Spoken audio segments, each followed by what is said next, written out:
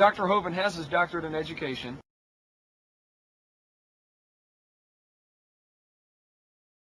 He's great at explaining scientific principles. He taught science for 15 years and is an expert on this subject. I was a high school science teacher for 15 years. Now for the last 12 years I've been traveling and speaking on creation, evolution, and dinosaurs. I like science. I taught it for 15 years. I even have a PhD in education. It stands for post-hole digger.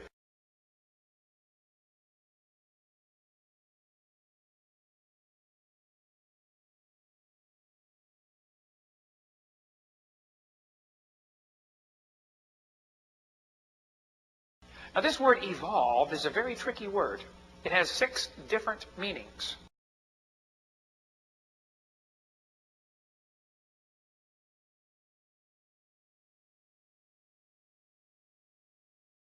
The first part of evolution would have to be cosmic evolution. That would be the Big Bang.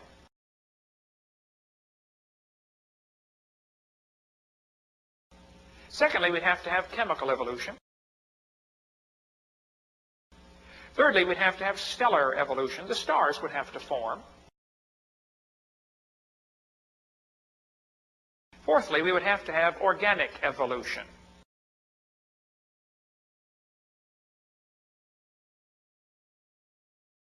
Fifthly, we would have to have macroevolution.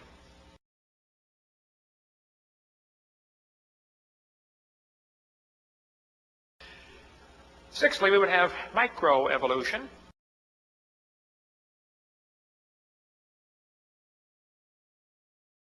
Now this one happens a lot.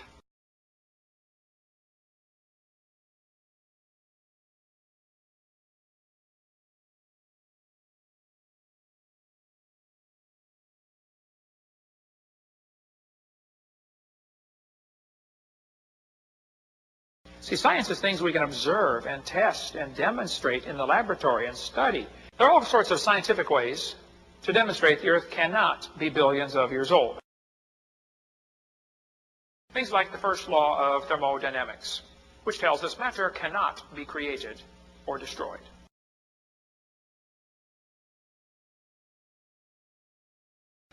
The second law of thermodynamics tells us everything tends toward disorder.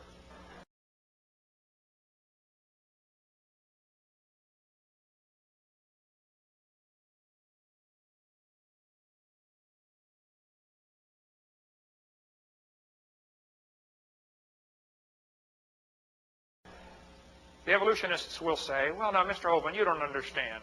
See, if you add energy, you can overcome the second law of thermodynamics.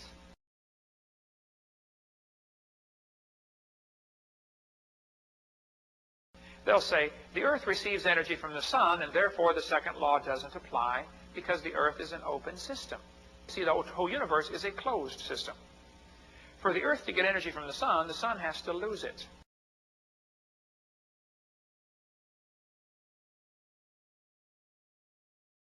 Secondly, adding energy is destructive unless there's a mechanism to utilize the energy. The sun does add energy to the Earth, I agree, but it's destructive. There's only one thing that can actually use the sun's energy, and that is chlorophyll. If it weren't for chlorophyll and plants, the sun's energy would make the Earth like the moon.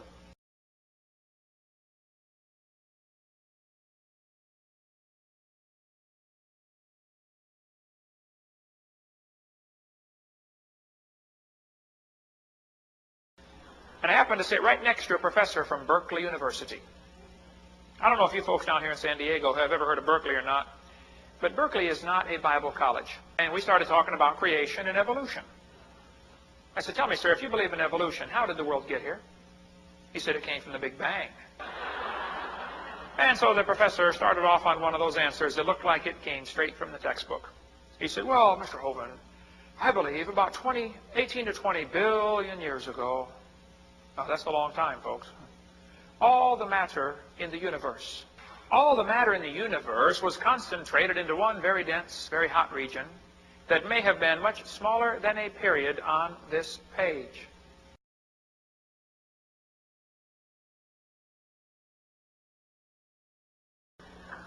I said, Professor, what happened to your dot?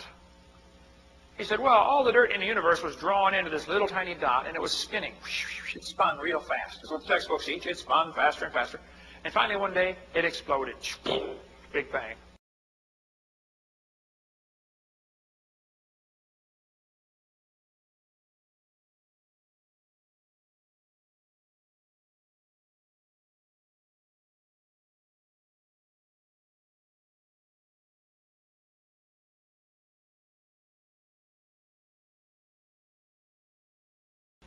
And pieces flew off, and they became the galaxies, sun, moon, stars, and finally people. Here we are.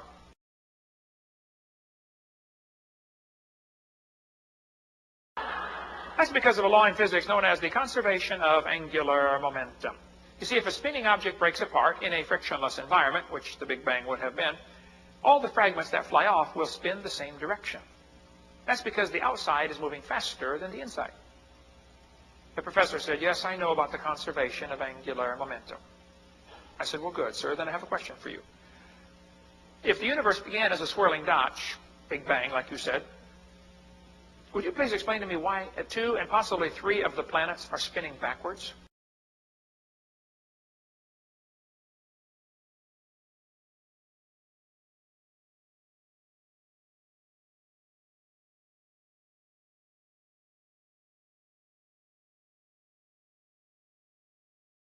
The professor said he did not know where the matter came from. So I said, well, sir, could you tell me where the laws came from? Who runs the universe with these laws? Gravity, centrifugal force, inertia. Who's the lawgiver?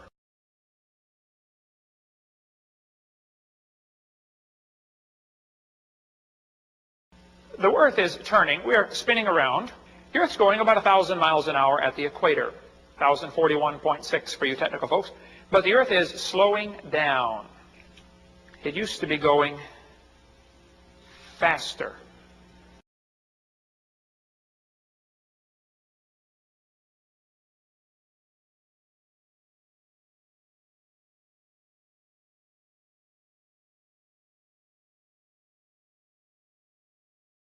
But as the moon goes around, it's gradually getting farther and farther away.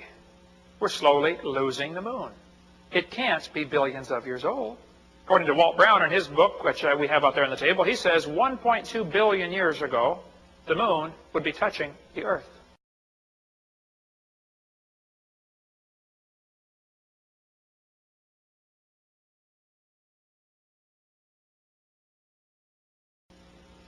Comets are flying around through space, but comets are constantly losing material. But this scoffer said, Hovind, don't you know, in the 1950s, a Dutch astronomer named Jan Oort proposed that a shell of comets existed at the remote frontiers of our solar system. He said this Oort cloud, as he called it, is 50,000 astronomical units away. See, there's a problem with this. No one has ever seen the Oort cloud.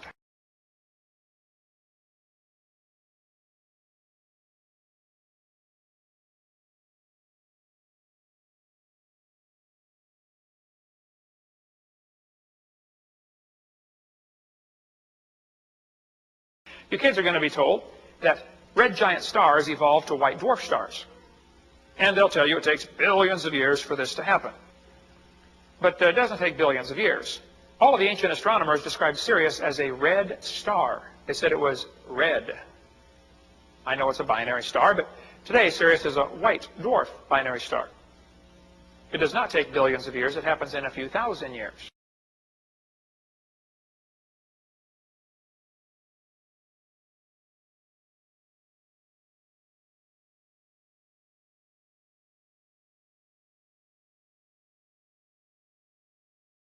Jupiter is cooling off rapidly.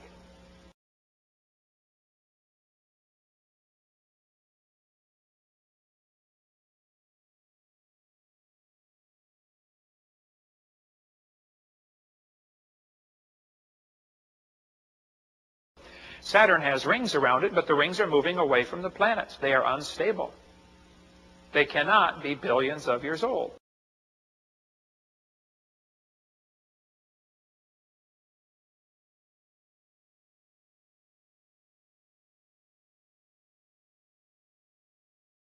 A couple of more thoughts here. The galaxies are spinning, but the stars in the middle are going faster than the stars at the outside. If they were billions of years old, the galaxies would have lost their spiral shape by now.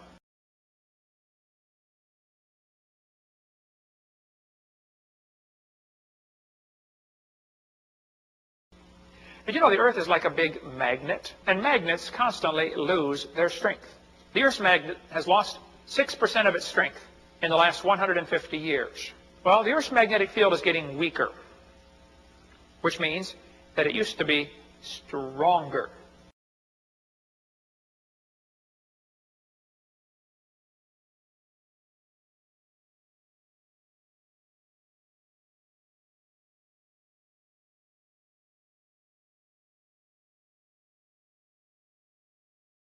All over the world, we find petrified trees standing up, running through multiple layers.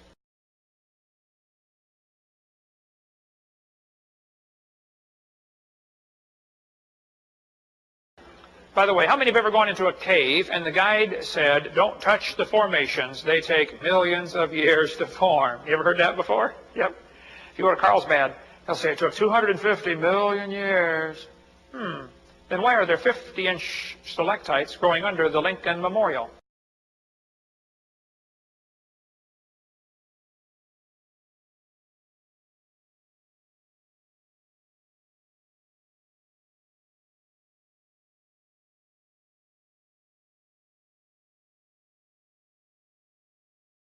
Here's a picture of Niagara Falls. Notice what the textbook says. Boys and girls, the rocky ledge above Niagara Falls has been eroding for nearly 9,900 years. It's actually moving back 4.7 feet a year, according to the museum guide. I have a question. If the Earth is millions of years old, why hasn't it moved all the way back to Lake Erie by now?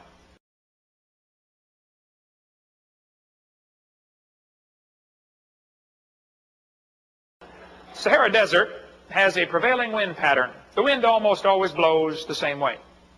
Now this creates a problem because the hot air comes off the desert and kills the trees next door, and that area becomes desert. The process is called a desertification. Well, Sahara Desert is growing about 4 miles a year. They just finished quite a big study on Sahara Desert and said, you know, folks, we think Sahara is about 4,000 years old.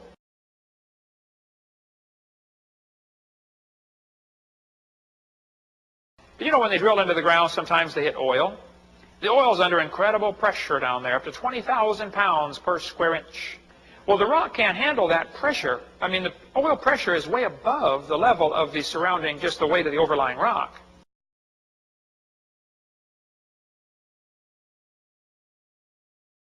They said, well, you see these rings on here? Dark and light and dark and light. Sort of like tree rings. I said, yep, I see them. They said, you see, Mr. Hovind, what happens up in Greenland, in the summer the snow melts a little bit. And it refreezes and makes clear ice. Shows up dark here. In the winter, the snow packs. Doesn't get a chance to freeze or doesn't get a chance to melt. And so it shows up light here because it's compressed. It has the air bubbles in it. So they said what these are is annual rings, and they represent summer, winter, summer, winter, summer, winter, summer, winter.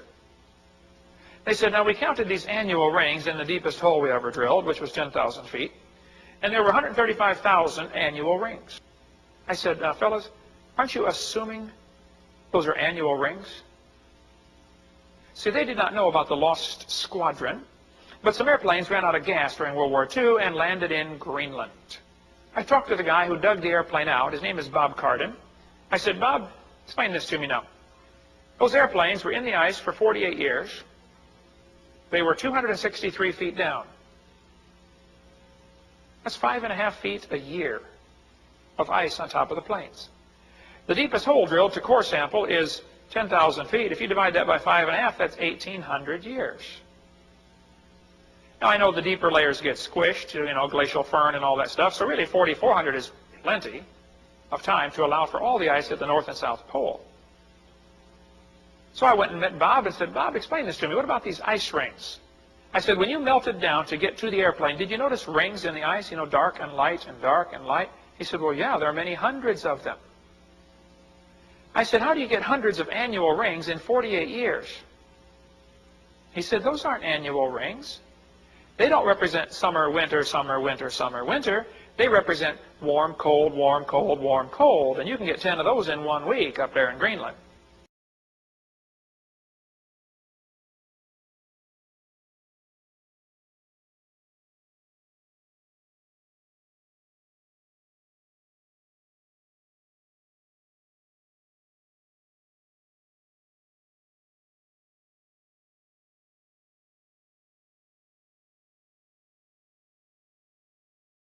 Now, either he's ignorant or he's a liar. I hope he's just ignorant, because ignorance can be fixed. Stupid is forever. This article in 1999 said last weekend the world's population topped 6 billion. In 1985, there were 5 billion people on this planet. In 1800, there was 1 billion people.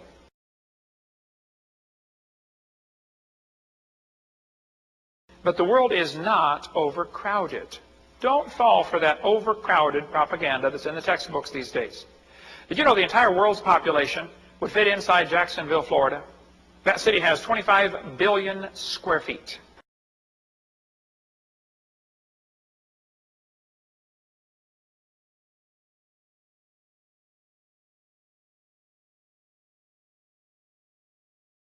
But back when Jesus was here, there was about 250 million people on the planet. The population growth curve looks like the whole thing started about 4,400 years ago. Now, if you believe in evolution, you have a serious problem.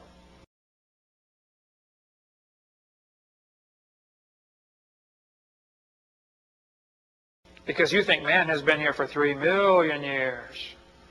You realize in 3 million years, the population would have grown. Right now, we would have 150,000 people per square inch.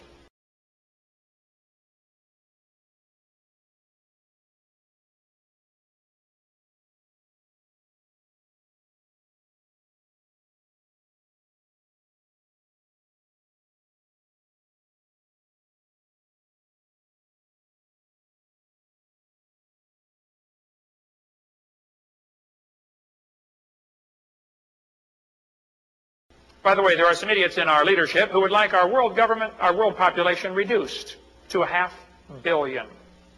They think there are too many people and we're hurting Mother Earth and we need to reduce the population. They've already got the whole world divided up for their biodiversity treaty. The red areas are areas for animals only, no humans allowed. Why are the oldest languages in the world only 5,000 years old? And the oldest languages are modern and sophisticated and complete, sometimes many more times more complex than English today.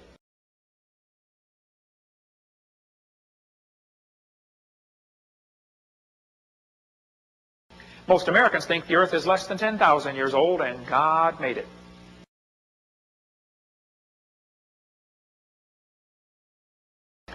But even if a bunch of scientists believe something, that doesn't make it true.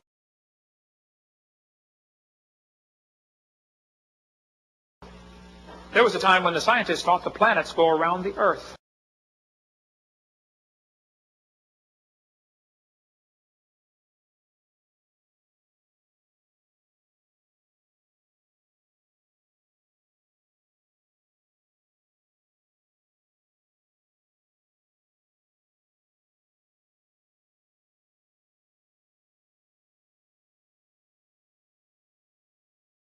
I'm not against schools, I'm not against teachers, and I'm not against science. I think in science class we ought to be teaching science. You know, things that we can observe and test and demonstrate. A lot of teachers don't seem to understand it is perfectly fine for you to teach creation science in a public school. There has never been a law against it. Supreme Court said in 1963, it is certainly, maybe said, the Bible is worthy of study for its historic and literary qualities. Nothing we said in talking about the decision says you can't teach the Bible. It's not against the First Amendment to teach the Bible in a public school.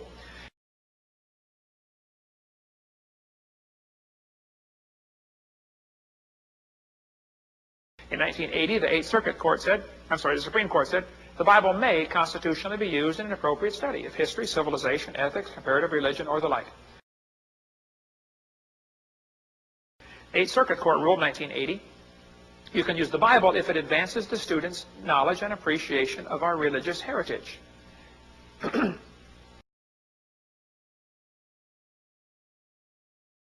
got no business making us pay for their religion to be taught.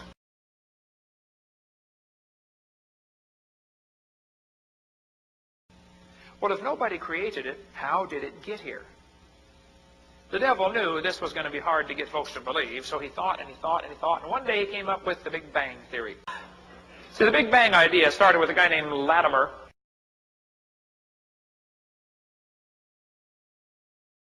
And the third thing he said to Eve was, if you eat off that tree, ye shall be as gods. And right there is where the whole idea of evolution got started. You know, we've been teaching the kids they're nothing but an animal, and today a lot of them act like animals. Started off like an amoeba, and we're evolving. We're getting bigger and better and stronger and smarter, and someday we're going to sail around the universe and discover new life forms like Star Trek.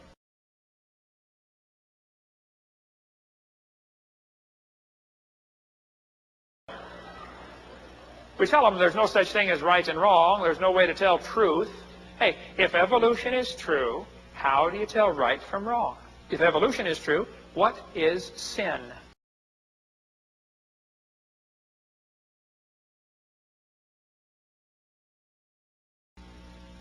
I bet you didn't hear about what happened at Columbine. They were both very strong believers in evolution.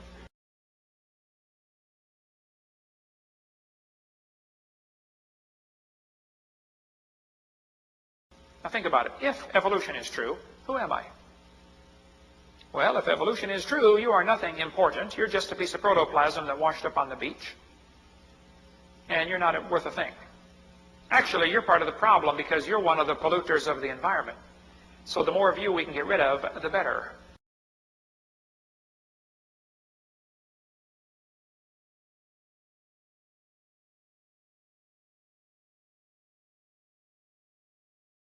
Where am I going when I die? Well, if evolution is true, you go to the grave and you're going to get recycled into a worm or a plant.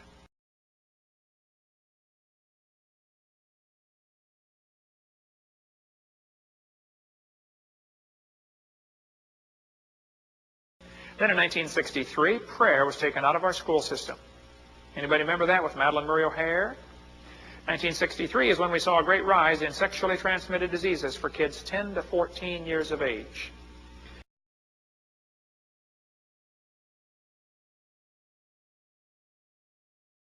(1963) is when we began to see a rise in premarital sex for every age group.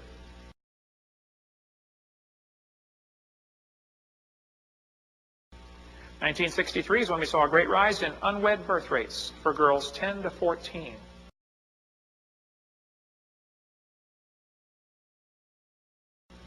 Now, the birth rates are up 100%. Pregnancies are up over 500. The difference is being aborted.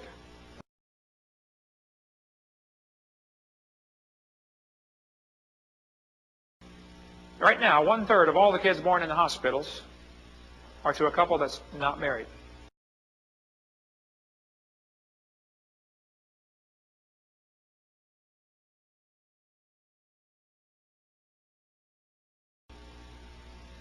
The number of unmarried couples living together in adultery has increased 725%.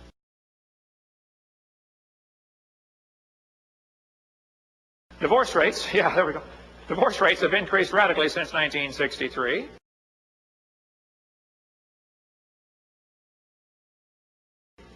Violent crimes have gone up nearly 1,000%.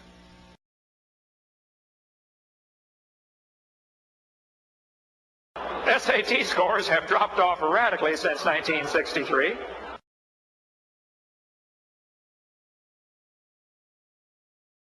Teen suicide rate has gone crazy since 1963.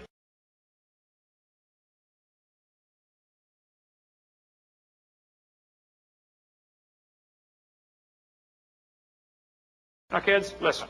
If you're in class and somebody says, the Bible teaches 6,000 years ago God made everything, 4,400 years ago there was a flood, 2,000 years ago Jesus came, and here we are today waiting for the Lord to come back in about 5 minutes. Raise your hand. Say, excuse me, were you there? They'll say, no, of course I wasn't there. And you could say, is this really part of science? I'd call that a fairy tale and put it in the garbage.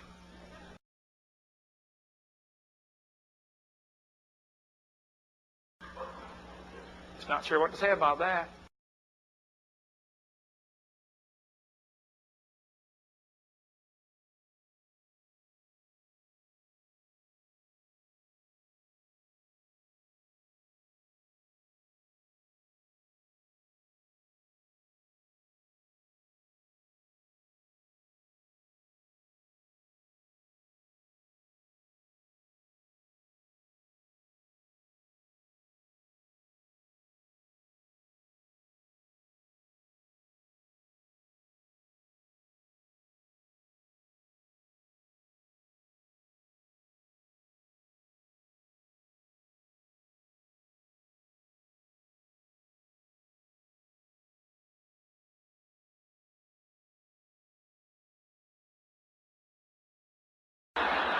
Wow. I never thought of that, Brother Hovind.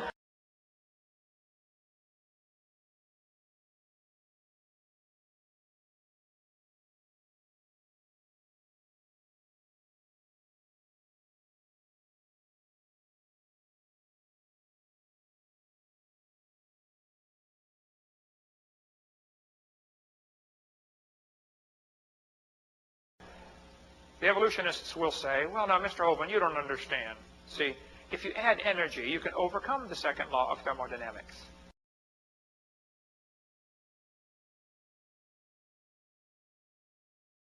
They'll say, the Earth receives energy from the sun, and therefore the second law doesn't apply because the Earth is an open system. See, the whole universe is a closed system. For the Earth to get energy from the sun has to lose it.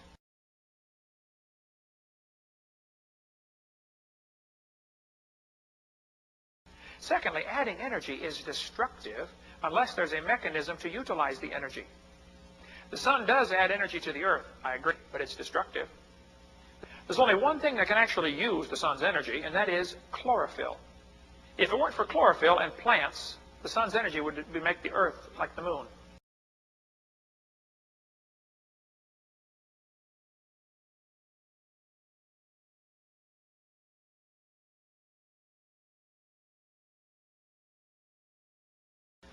And I happen to sit right next to a professor from Berkeley University.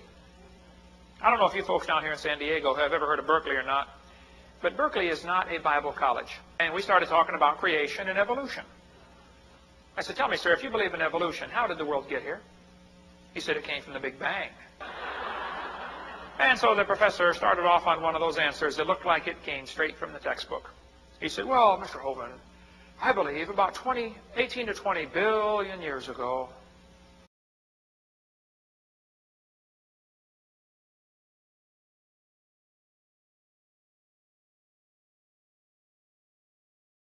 Dr. Hovind has his doctorate in education.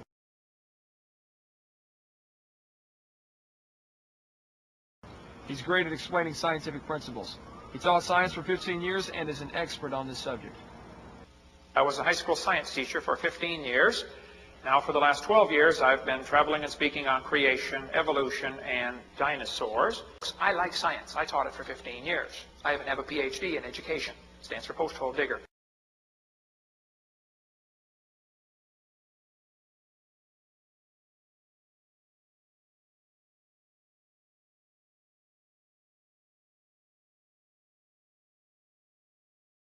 Now this word evolved is a very tricky word. It has 6.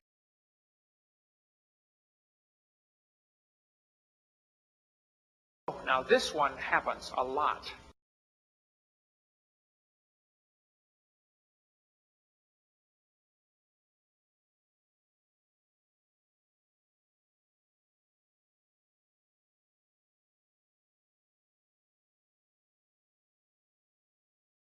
See, science is things we can observe and test and demonstrate in the laboratory and study. There are all sorts of scientific ways to demonstrate the Earth cannot be billions of years old. Things like the first law of thermodynamics, which tells us matter cannot be created or destroyed.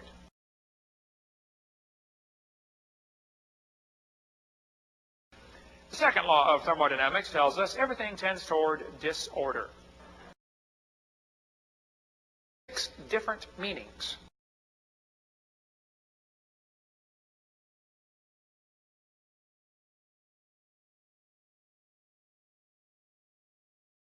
The first part of evolution would have to be cosmic evolution. That would be the Big Bang.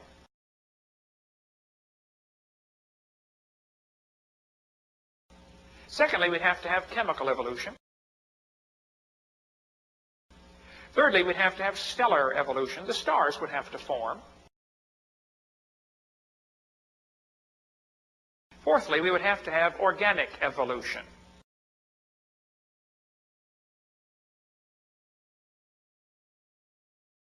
Fifthly, we would have to have macroevolution.